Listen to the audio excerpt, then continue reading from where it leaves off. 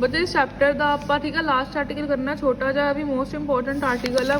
Most article का name है last article है इस चैप्टर का क्वांटम मैकेनिकल पार्ट 2 चैप्टर का ठीक है। Comparison of valence bond theory मैं शॉर्ट फॉर्म लिख रही हूँ VBT and MOT molecular orbital theory ठीक है बच्चे। इन्हों का कंपैरिजन है बच्चे देखो जो भी आर्टिकल आता ना मोस्टली जिमें जो पेपर चेक करो बच्चा दे जो कंपैरिजन लिखा होंगे ना कंपैरिजन क्या होंगे तो बच्चे सिर्फ डिफरेंस के पॉइंट लिखते हैं ठीक है। बच्चे सिर्फ लिख देते हैं उन्होंने डिफरेंस के पॉइंट बट कंपैरिजन का मतलब होंगे आप कंपेयर करना सिमिलर पॉइंट भी डिफरेंट पॉइंट भी ठीक है। इस करके हुण आप दोनों डिस्कस करांगे। पहला आप डिस्कस करांगे कॉमन पॉइंट मतलब जो तुहानूं ये आर्टिकल आ जाता है तो तुसीं दोनों पॉइंट ही डिस्कस करने हैं सिमिलर भी तो डिफरेंस वाले भी कल्ले डिफरेंस वाले नहीं करने ठीक है। मोस्ट इंपॉर्टेंट आर्टिकल है ठीक है। कॉमन पॉइंट पहला तो है कॉमन पॉइंट ठीक है। कॉमन पॉइंट के विचों देखो बच्चे सब तो पहला ठीक है पहला फर्स्ट कॉमन पॉइंट दोनों च कॉमन की है कि both the theories are approximation ठीक है। जस्ट अप्रोक्सीमेशन है जी वैलेंस बॉन्ड थ्योरी है वो दो अप्रोक्सीमेशन के बेस के उत्ते है एक रैजोनेंस तो एक हाइब्रिडाइजेशन रैजोनेंस एंड हाइब्रिडाइजेशन बच्चे थ्योरी वाला आर्टिकल है सारा मैं तुहानूं थोड़ी थोड़ी थ्योरी लिख दिंदी हाँ बाकी प्रॉपर थ्योरी तुसीं लैंगुएज वाइज ठीक है तुहानूं समझ इत्थों आ जाएगा बुक चो देख के ही करना है ठीक है। तुहानूं जस्ट आइडिया दे दिंदी हाँ मैं बहुत कॉमन पॉइंट की है कि बहुत the theories are approximation VBT है वो रैजोनेंस के बेस पे है ठीक है तो हाइब्रिडाइजेशन दी VBT दे विच दो अप्रोक्सीमेशन लईआं उन्हें हाइब्रिडाइजेशन ते रैजोनेंस ठीक है बच्चे।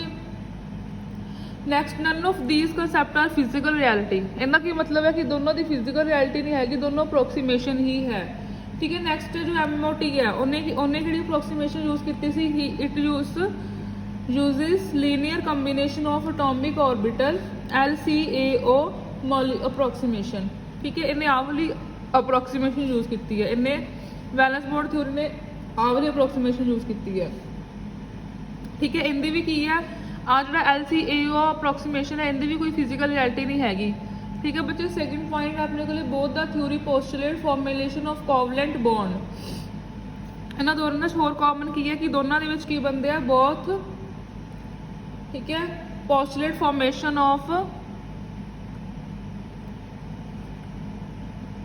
कोवलेंट बॉन्ड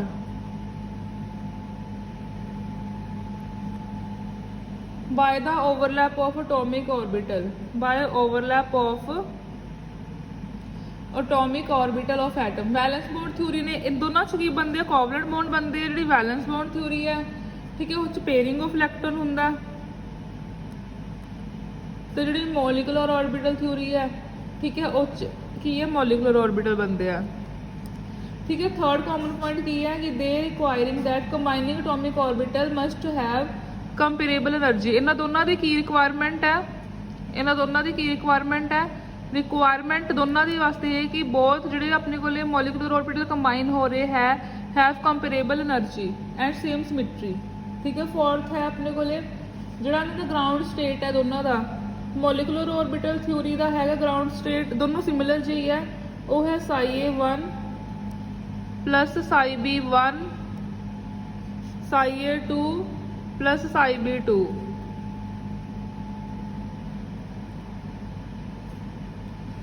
ठीक है। जो अपने को वैलेंस बॉन्ड थ्योरी का वो है ψA1 ψB2 plus ψB1 ψA2 ठीक है। इन्होंने दोनों थ्योरीज की है वैलेंस बॉन्ड थ्योरी के अकॉर्डिंगली नीचे वाला मॉलिकुलर ऑर्बिटल थ्योरी के अकॉर्डिंगली ऊपर वाला ठीक है। तो दोनों की है कि हाई इलेक्ट्रॉन डेंसिटी होंगी है in between the two nuclei ठीक है। उस बाद फिफ्थ सिमिलैरिटी की है कि both the according to both the theory जो एनर्जी ऑफ H2 पॉजिटिव है जी एनर्जी आती है 314 किलो जॉल पर मोल आती है ठीक है।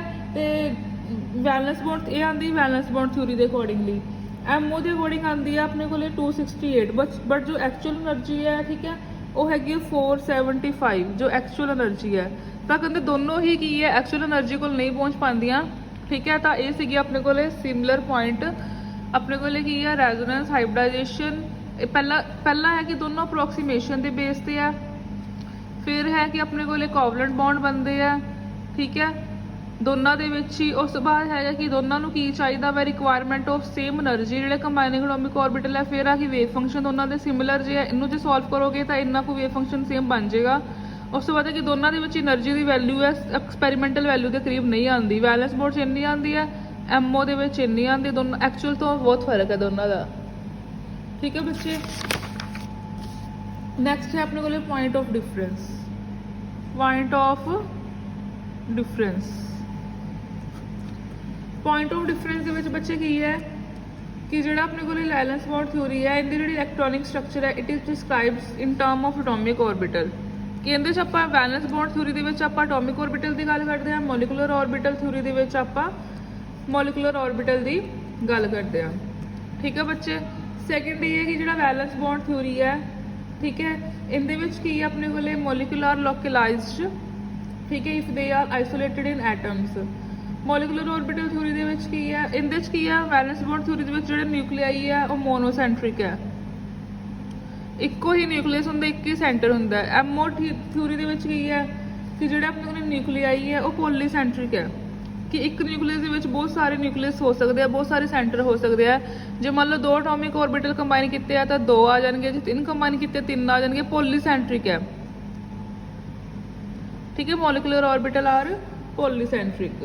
ਉਸ ਤੋਂ ਬਾਅਦ ਨੈਕਸਟ ਹੈ ਕਿ ਮੋਲੀਕੂਲਰ ਆਰਬਿਟਲ ਵੇਵ ਫੰਕਸ਼ਨ। ਇਹਦੇ accordingly molecular orbital wave function ਕੀ ਹੁੰਦਾ ਵਾ, ਸਾਈ A1 ਸਾਈ B1, ਜਿਵੇਂ ਪਿੱਛੇ ਲਿਖਿਆ ਸੀ ਆਪਾਂ ਸਾਈ A2 ਪਲੱਸ ਸਾਈ B2। ਜਿਹਨੂੰ ਆਪਾਂ ਸੋਲਵ ਕਰੀਏ, ਸਾਰਾ ਖੋਲ ਕੇ ਲਿਖੀਏ, ਜਿਵੇਂ ਇਹਨੂੰ ਆਪਾਂ ਪਹਿਲਾਂ ਇਹਨਾਂ ਨਾਲ ਮਲਟੀਪਲਾਈ ਕਰੀਏ ਦੋਨਾਂ ਨਾਲ, ਤਾਂ ਕੀ ਆ ਗਿਆ, ਸਾਈ A1 ਸਾਈ A2 ਸਾਈ A1 ਸਾਈ B2 ਪਲੱਸ ਸਾਈ B1 ਸਾਈ A2 ਸਾਈ B1 ਸਾਈ B2 ਸਾਈ B1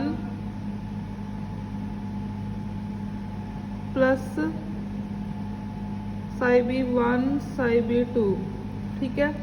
ਤਾਂ ਜਿਹੜਾ ਇਹਨਾਂ ਮੋਲੀਕੂਲਰ ਆਰਬਿਟਲ ਇੰਨਾ ਕੁ ਵੇਵ ਫੰਕਸ਼ਨ ਹੈ ਜਿਹੜਾ ਖੋਲ ਕੇ ਲਿਖੀਏ wellness bond theory the, Sai of wellness bond theory, ਬਾਕੀ ਠੀਕ ਹੈ ਹੁੰਦਾ ਵਾ ਸਾਈ A1 ਸਾਈ A2 ਸਾਈ B1 ਸਾਈ B2, ਠੀਕ ਹੈ ਬੱਚੇ।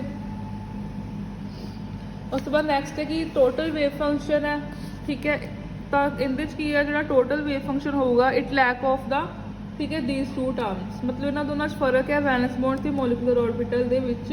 ਉਸ ਤੋਂ ਬਾਅਦ ਨੈਕਸਟ 4th ਪੁਆਇੰਟ ਹੈ ਕਿ ਜੋ ਵੈਲੈਂਸ ਬੌਂਡ ਟ੍ਰੀਟਮੈਂਟ ਹੈ, it leads to the concept of resonance, ਠੀਕ ਹੈ। ਰੈਜ਼ੋਨੈਂਸ ਦੇ ਕੰਸੈਪਟ ਨੂੰ ਲੈ ਕੇ ਆਉਂਦਾ ਵਾ ਜਿਹੜਾ ਮੋਲੀਕੂਲਰ ਆਰਬਿਟਲ ਹੈ, ਠੀਕ ਹੈ। ਇਹਦੇ ਵਿੱਚ ਕੀ ਹੈ, ਰੈਜ਼ੋਨੈਂਸ ਦਾ ਕੋਈ ਕੰਸੈਪਟ ਨਹੀਂ ਹੈ, ਰੈਜ਼ੋਨੈਂਸ ਦਾ ਕੋਈ ਵੀ ਕੰਸੈਪਟ ਨਹੀਂ ਹੈ। ਨੈਕਸਟ ਹੈ ਕਿ ਜਿਹੜਾ ਮੋਲੀਕੂਲਰ ਆਰਬਿਟਲ ਹੈ ਥਿਊਰੀ ਹੈ, ਉਹ ਪੈਰਾਮੈਗਨੈਟਿਜ਼ਮ ਨੂੰ ਐਕਸਪਲੇਨ ਕਰਦੀ ਹੈ, ਪੈਰਾਮੈਗਨੈਟਿਜ਼ਮ ਨੂੰ ਐਕਸਪਲੇਨ ਕਰਦੀ ਹੈ। ਜਿਹੜੀ VBT ਹੈ ਉਹ ਪੈਰਾਮੈਗਨੈਟਿਜ਼ਮ ਨੂੰ ਐਕਸਪਲੇਨ ਨਹੀਂ ਕਰਦੀ, ਇਹ ਰੈਜ਼ੋਨੈਂਸ ਨੂੰ ਕਰਦੀ ਹੈ। ਮੋਲੀਕੂਲਰ ਆਰਬਿਟਲ ਪੈਰਾਮੈਗਨੈਟਿਜ਼ਮ ਨੂੰ ਕਰਦੀ ਹੈ। 6th ਪੁਆਇੰਟ ਹੈ ਬੱਚੇ ਨੈਕਸਟ, ਠੀਕ ਹੈ, ਇੱਥੇ ਸਾਈਡ 'ਤੇ ਲਿਖਣ ਲੱਗੇ ਜੋ 6th ਪੁਆਇੰਟ ਹੈ ਆਪਣੇ ਕੋਲੇ, ਉਹ ਹੈ ਜਿਹੜੇ MOT ਹੈ, it provide a convenient explanation for the electronic transition. Electronic transitions ਨੂੰ ਐਕਸਪਲੇਨ ਕਰਦੀ ਹੈ, ਠੀਕ ਹੈ, ਨਹੀਂ ਕਰਦੀ।